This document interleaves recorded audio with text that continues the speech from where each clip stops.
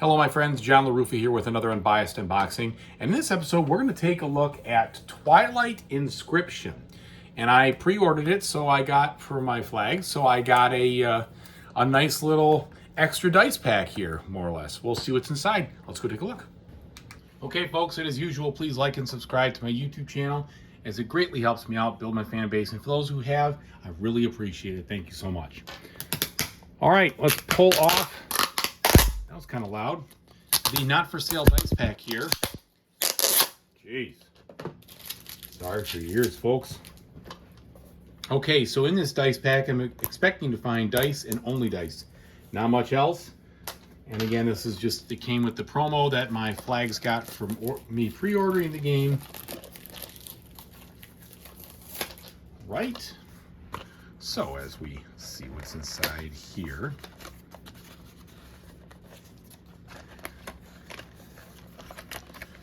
We have exactly what you'd expect. Dice. These are nice and big, nice and hefty. You can see here kind of an interesting, let's take a look a little closer. You could see the air bubbles and such that kind of add to the mystique, if you will, of this die, which is cool. And you see the same thing for this one and the same thing for that one. So they did a good job making these dice look out of this world, so to speak.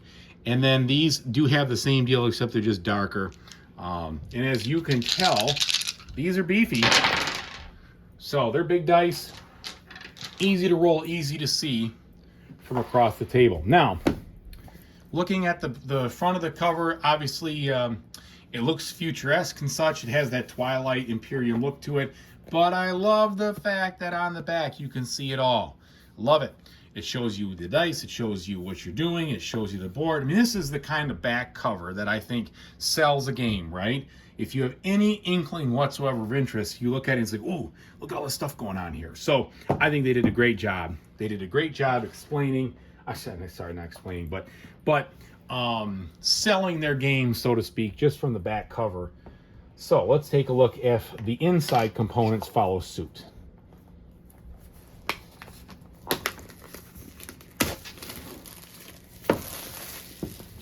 Okay. The epic roll and write experience. Well, nothing about the inside of the box is epic there. We have two rule books. Like usual, Fantasy Flight has something. In this case, it's a play as you learn. So it's going through the different rounds. What is going on here? Oh, it's one of these deals. All right, so it's going through the different rounds, kind of walking you through it. And I did read the rules beforehand. These two do definitely complement one another. This just helps you realize kind of the flow of the turns. And the rule book is explaining the nuts and bolts of all the things, how each of the boards work, etc. I did not find these rules too difficult to read at all. It was one of those things where it was just a lot of broad information, which you need. You need that broad information to know how to play the game. But there wasn't a ton of examples of like, okay, you know, this is an example turn, because that's all in the play as you learn. So it just kind of goes through all the different things and a big kind of sweeping overview. Now, actually, I shouldn't say that. They do a nice job showing you the example of how you cross things off. They're not leaving anything to chance. I think it is well explained. What you don't get from this is really the flow of the game itself. You just get the nuts and bolts, which is fine, because that play as you learn gives you the flow, and then you're good to go. The additional rules will just help you kind of figure in the odds and ends of things. And then the solo mode seems to be quite easy. You're basically just executing, you're executing things for the solo player based on, I think, the dice rolls, and then the strength builds up and the votes build up, and it should be pretty easy to deal with. And then you have this whole thing in the back, clarifications, which will hopefully be helpful. All right, advancing to the next side of things, here's our dry erase markers. Hopefully these are good quality. They look just fine, but you never know until you start using them. We have another set of dice here. And interestingly, we got a little bit of a difference. Note the promo dice have colored, I don't know what you want to say, icons on them, but these are all white. So there's just a slight difference there. I think besides that, they should be all identical, but I just, kind of interesting. So you got that going for you from a different standpoint. Now we look at cards. I'm going to assume same Fantasy Flight quality, texture, etc. as all their other games.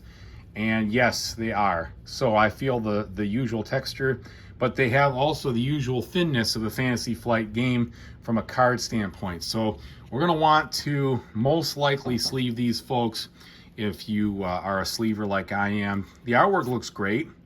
It's definitely appealing. It's got that feeling of lots of different things going on, certainly heavy on the sci-fi side of things, and for the universe. Now, I have not actually had the joy of playing Twilight Imperium. Heard very good things about it. I see people playing it all the time when I go to game stores and such, but I just don't have the 6 people and the 7 hours to play it regularly enough to give it a try. So I never have. So this is going to be interesting just to see. I know this game is not going to be like Twilight Imperium. It's going to be completely different. That's okay. I feel like I'll still have fun, you know, getting a little bit of a Twilight style flavor. So those look like they're the references. There's 8 of them because you can play up to 8 players at once. And then here now we have the different event cards. So these are what drive the game. You basically flip these over. They tell you what to do each turn, and you keep working them through until you run out of cards. Well, actually, until you find a specific event card in the 5th stage, and then the game is over. So they're driving the action here, and I believe there's, you know, again, 5 different stages worth of cards. The artwork looks great. I really like it. It's very easy to see what's going on. The icons are big. You're not going to have any problems there. So here's my 5 stages, and I'm trying to see if I can find the one that I don't see the one that ends it for sure here. Maybe I missed it over there or something, but that's that. So other cards here, these smaller ones, these are the ones where you're voting on different issues, which I think is kind of a cool thing. Looking forward to exploring that. And the AI allows you to do that with a degree of uncertainty, which is good. Then you've got these other relic cards that score points. Lots of different things here. Although these aren't, you know, the artwork here is non-existent. It's more like the just theme-based stuff. This is more or less just telling you about what you get. And then you have these objective cards here that the first person to do it will get, and I should just flip them over, I guess. There's the speaker. So the speaker is the person who runs the game, does what you're supposed to do every turn. Everything else is simultaneous. So the first person to get these objectives gets the bigger number, and then everybody else gets the smaller number once they do it. Pretty standard stuff. Lots of different things going on here. There's a bunch. So we got all those. And then, okay. So the inside of the box, this one maybe based on the situation here, this one in the insert has a possibility of staying with it because there's nothing else that needs to fit in there, and it seems to hold everything pretty well. So I'll probably keep this insert this time.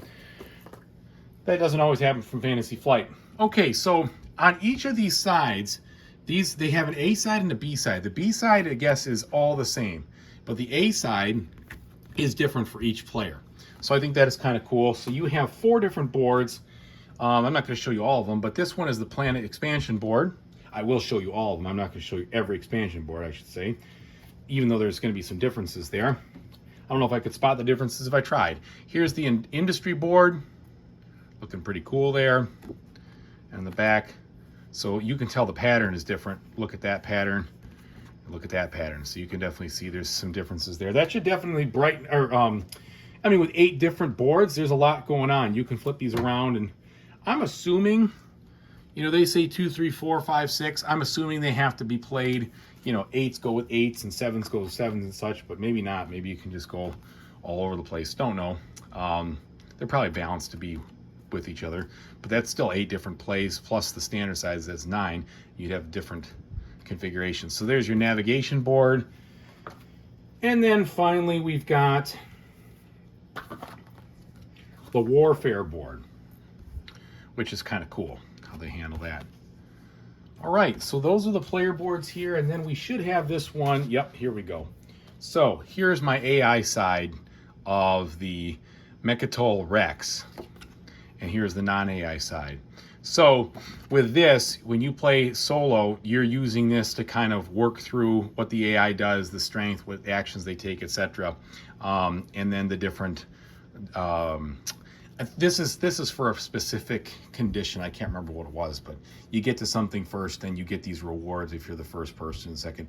And the reason there's 3 is because if you're playing 2 players, you still need the AI opponent to provide the other leg. So that's why there's 3 there. Okay, I'm very excited to take a look at this one. It looks aesthetically pleasing. I've never played a Twilight Imperium or Twilight Inscription. Obviously, that's what this is. I haven't played that universe yet, but I love roll and writes. This one looks like it's pretty beefy. 90 minutes to 2 hours, so there's going to be a lot going on here. It's probably going to be a full game, really. Not really. The roll and write is probably going to be one of those smaller things that, yeah, you roll the dice, but you're doing all the heavy lifting with those 4 boards you got in front of you. So we'll find out. Either way, thank you so much for watching, everybody. I really appreciate it. Whatever you play in the future, I hope you have a fantastic time doing it. Take it easy.